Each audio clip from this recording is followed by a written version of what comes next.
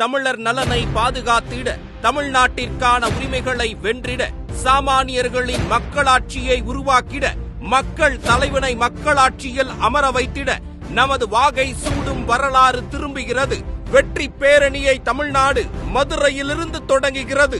இந்த நாடு இதுவரை கண்டிராத பிரம்மாண்ட மாநாட்டிற்கு, தமிழ் மண்ணின் ஜனநாயக திருவிழாவிற்கு அழைக்கிறார் வெற்றி தலைவர் விஜய். வெல்லப்போகும் காலத்திற்காக பிரம்மாண்ட கட்டமைப்புடன், கழகத்தின் உறுதியுடன், ஒட்டுமொத்த தமிழ் மக்களின் ஆதரவுடன் நாம் அனைவரும் திரள்கிறோம். நம் மாநாடு பிரம்மாண்டத்திற்கு இணையாக தலைவரின் அறிவுறுத்தலின்படி மிக மிக கவனமான பாதுகாப்பு வழிமுறையில் நடைபெற உள்ளது. பாதுகாப்பான பங்கெடுப்புடன், அர்ப்பணிப்பான வருகையுடன், கட்டுக்கோப்பான கட்டமைப்புடன் நடத்தி காட்டி நாம் நம் மாநாட்டின் சிறப்பை உலகிற்கு அறிவிக்க வேண்டும். அந்த விதத்தில் நம் மாநாட்டில் நாம் அனைவரும் கடைபிடிக்க வேண்டிய வழிகாட்டல்கள்: திண்டுக்கல்லில் இருந்து வரும் வாகனங்கள் திருமங்கலம் வழியாக பார்க்கிங் ஒன்றிற்கு வர வேண்டும்.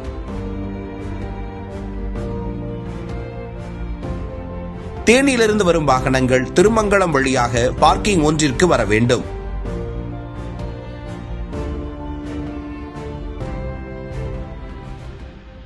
திருச்சி மார்க்கமாக வரும் வாகனங்கள் அனைத்தும் மேலூர் வழியாக பார்க்கிங் 2ற்கு வர வேண்டும். தென்காசியிலிருந்து வரும் வாகனங்கள் விருதுநகர் வழியாக APK 4 வழி சாலை மார்க்கமாக பார்க்கிங் ஒன்றிற்கு வர வேண்டும். புதுக்கோட்டையிலிருந்து வரும் வாகனங்கள் திருப்பத்தூர் மார்க்கமாக பார்க்கிங் ஒன்றிற்கு வர வேண்டும்.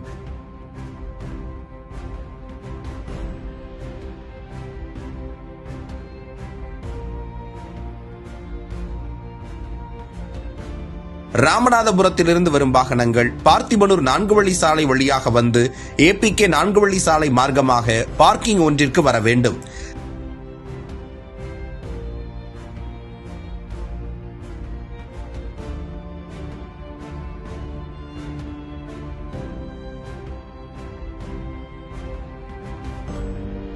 திருநெல்வேலியிலிருந்து வரும் வாகனங்கள் APK 4 வழி சாலை மார்க்கமாக பார்க்கிங் ஒன்றிற்கு வர வேண்டும்.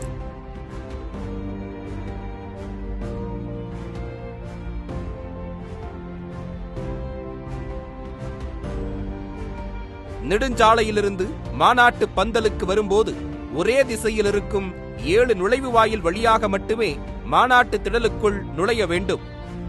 நீங்கள் அமர்ந்திருக்கும், நிற்கும் இடங்கள் உட்பட திடல் முழுவதும் குடிநீர் பைப் மூலம் சுத்திகரிக்கப்பட்ட குடிநீர் வழங்கப்படும். மாநாட்டு திடலின் இரு பக்கவாட்டிலும் மாபெரும் எல்லை பாதுகாப்பு சுவர் அமைக்கப்பட்டிருக்கும். பாதுகாப்பு எல்லை சுவர் அமைந்திருக்கும் இரு பக்கங்களிலும் மொத்தம் 20 மருத்துவ முகாம்கள் தயார் நிலையில் இருக்கும். அனுபவம் வாய்ந்த மருத்துவர்கள், செவிலியர்கள் குழுக்கள் காத்திருப்பார்கள். தங்களுக்கோ அருகில் உள்ள தோழருக்கோ ஏதேனும் உடல் உபாதைகள் ஏற்பட்டால் உடனடியாக மருத்துவ முகாமுக்கு தெரிவிக்கவும். தேவை ஏற்பட்டால் மருத்துவ முகாம் பின் தயாராக இருக்கும் ஆம்புலன்ஸ் மூலம் உடனடியாக அருகில் உள்ள மருத்துவமனைக்கு கொண்டு செல்ல ஏற்பாடுகள் செய்யப்பட்டுள்ளது. ஆம்புலன்ஸ்கள் செல்ல பிரத்யேக வழித்தடம் இரு பாதுகாப்பு எல்லை சுவர்கள் பக்கமும் இருக்கும். அந்த குறிப்பிட்ட பாதைக்குள் எக்காரணத்தை கொண்டும் நுழையக்கூடாது.